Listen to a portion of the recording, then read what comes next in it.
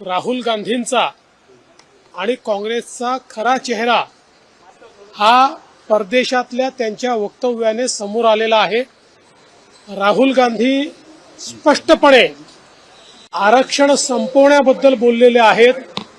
एकीकडे निवडणुकीमध्ये खोटा नरेटिव्ह तयार करायचा आणि दुसरीकडे आरक्षण संपवण्याची गोष्ट या ठिकाणी करायची, हे अतिशय चुकीचं आहे।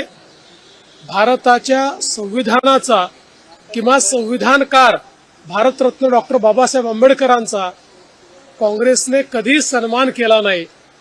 बाबासाहेबांना त्यांनी लोकसभेमध्ये निवडून देखील जाऊ दिलं नाही।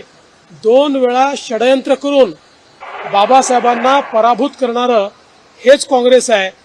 केवळ मतांच्या करता कशा प्रकारे ते खोटा नरेटिव्ह करतात हे आता राहुल गांधींच्या वक्तव्याने स्पष्ट झालेलं आहे।